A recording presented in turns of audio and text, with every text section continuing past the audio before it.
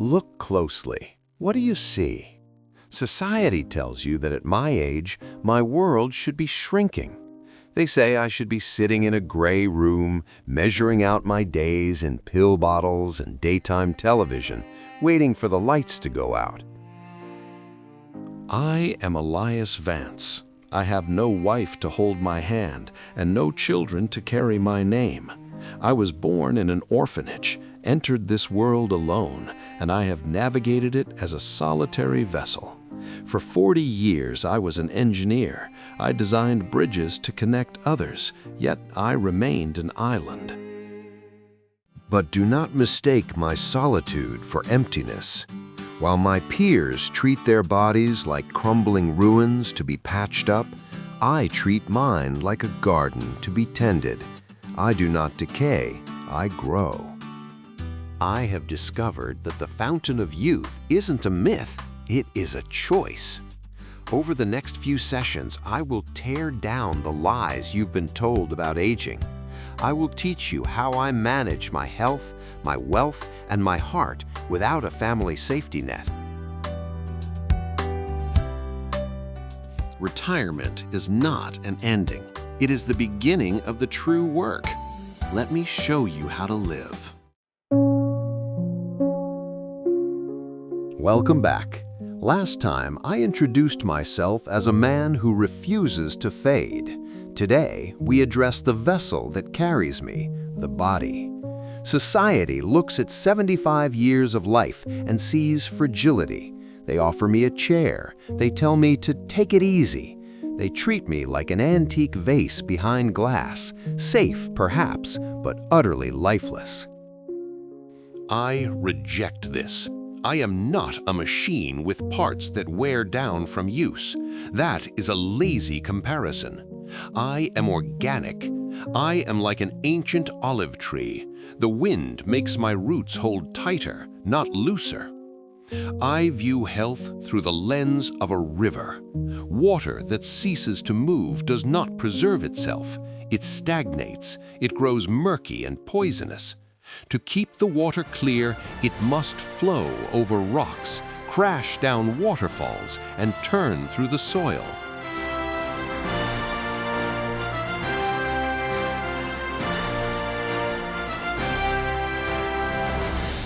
Every morning, I am out the door. I do not shuffle, I stride. I seek out uneven ground intentionally. Why? Because the comfort of flat pavement puts the mind to sleep. Navigating a rocky path wakes up every nerve, demanding balance and presence. Growing up in the orphanage, I learned early that no one would carry me if I fell. That truth hasn't changed. I do not have a wife to fetch my water or children to help me up. My mobility is my independence.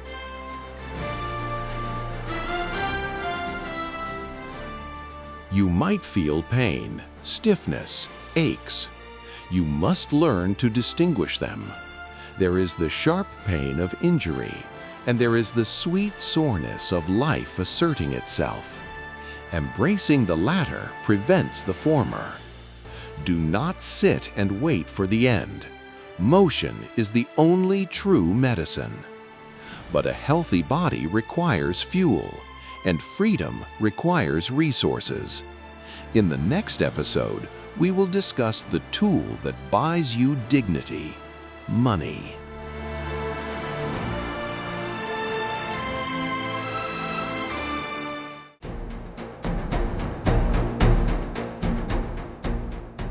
They say money cannot buy happiness. Perhaps not, but let me tell you what it does buy: dignity. And at my age, dignity is the currency that matters most. In the sleepless hours of the night, this is what haunts my peers. They watch inflation rise like a tide, fearing it will drown them. They clutch their wallets, terrified of outliving their savings.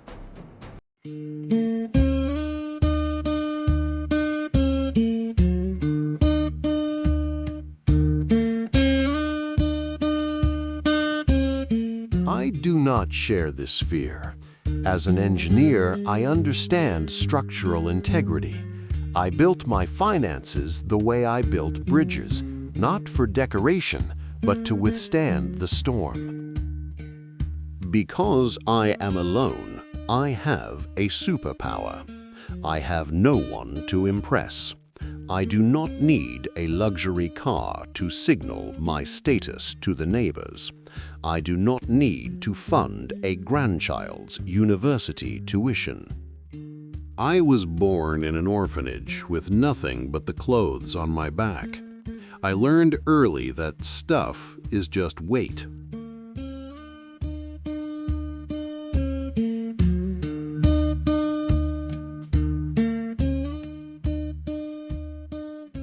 My wealth is not in the millions, but in my lack of want.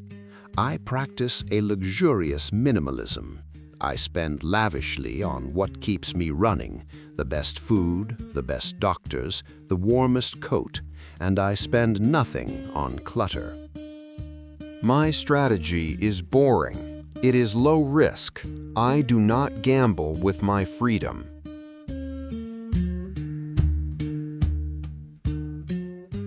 Money is the wall between me and the state nursing home. It is the tool that allows me to say no.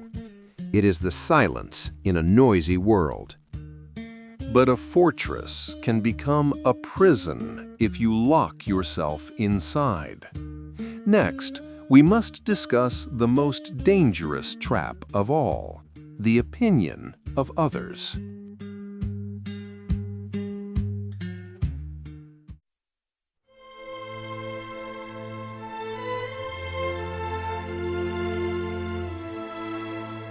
Table for one, sir? The host asks it with a tilted head, a tone dripping with sugary sympathy. I feel the weight of the room's gaze. The couples at nearby tables glance over between bites. They whisper. They see a 75-year-old man without a wedding ring, without a flock of noisy grandchildren, and they script a tragedy. They imagine I am leftover. They project their own terror of silence onto me.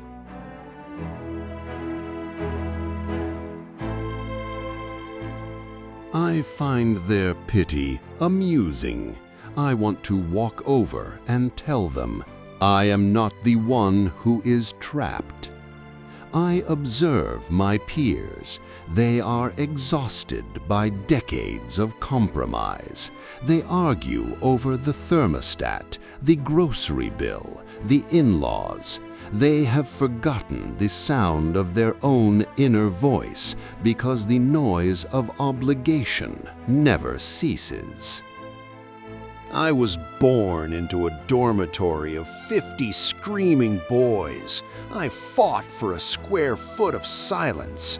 To me, an empty house is not a void to be filled. It is a palace of peace.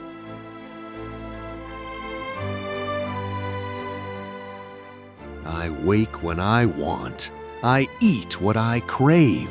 I answer to no one. This is the secret the world keeps from you. Solitude is not a sentence, it is a luxury. Stop living for an audience that isn't watching. They aren't looking at you. They're looking at their own fears reflected in your freedom. I have replaced the need for approval with the joy of autonomy. I wear my single status like a custom-made suit. It fits me perfectly. But do not misunderstand. I am a hermit by choice, not by necessity. I am not a savage. Next, we will discuss how to connect with others without losing yourself.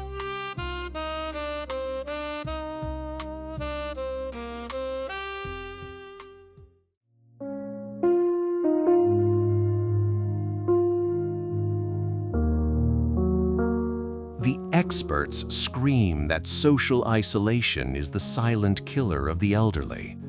They want me to join clubs, play bingo in crowded halls, and force connections just to hear a human voice. They are wrong. Silence doesn't kill, toxicity does. I do not suffer from loneliness because I have mastered the art of curation. In the orphanage, I was forced to sleep in a room with 20 other boys. I could never escape the noise, the fighting, the collective misery. I swore that if I ever earned my freedom, I would choose who entered my space. Now, I am a curator of souls. I have no patience for energy vampires, the peers who use every conversation to recite a laundry list of their ailments or complain about the modern world. I simply do not let them in. I have earned the right to be rude to misery. Instead, I prefer the light touch of daily life, the barista who knows my order, the librarian who sets aside a new biography for me, the chess opponent in the park who challenges my strategy but demands nothing of my emotions. These connections are like spices. They flavor the dish without overpowering it. I do not need a tribe to survive. I need interesting minds. I need laughter. I need respect. If you cannot bring those to my table, you cannot sit with me. Socializing should be a spark, not a heavy load to carry. But to be an interesting conversationalist, you must have something to say. Your mind must be sharp. Next, I will take you into my workshop of the mind, my hobbies.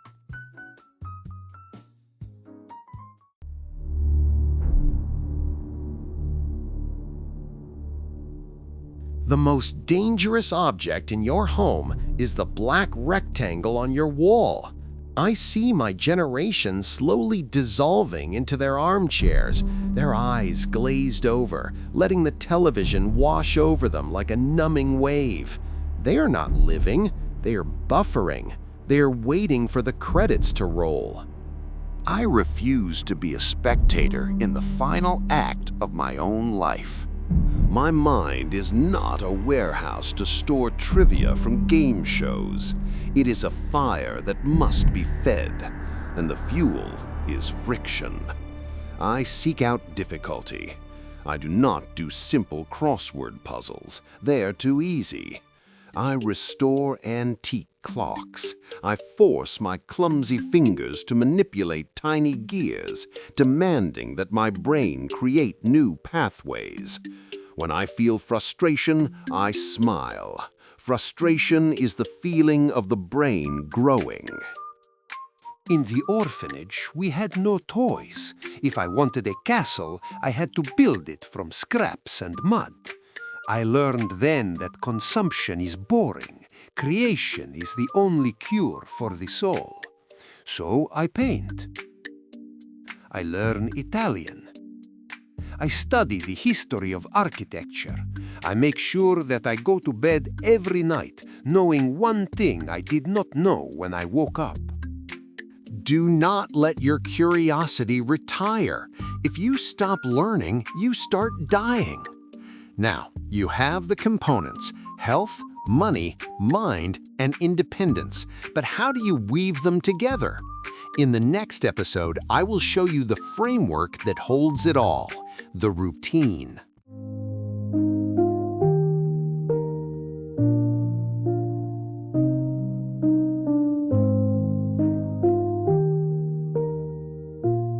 Freedom is a dangerous gift. When you retire, the calendar goes blank. For many, this white space is terrifying. They drift from the bed to the sofa, dissolving into a fog of aimlessness. I do not drift. I navigate. I wake at 6 a.m. every single day, not because a boss demands it, but because I respect my life too much to sleep through it. In the orphanage, the bell controlled us. It told us when to eat, when to sleep, when to pray. I hated that bell. But I learned a vital lesson. Structure keeps the chaos at bay. Now I am the bell ringer. My morning begins with a ritual. I make my bed perfectly. It is my first victory of the day. Then coffee, not instant, but brewed with care. I sit with my notebook and I design the next 12 hours. I treat my time like a limited budget. The mornings are for the mind, study, writing, the hard work. The afternoons are for the body, movement and nature. The evenings are for the soul, music and rest. I never ask, what should I do now? The plan is already there.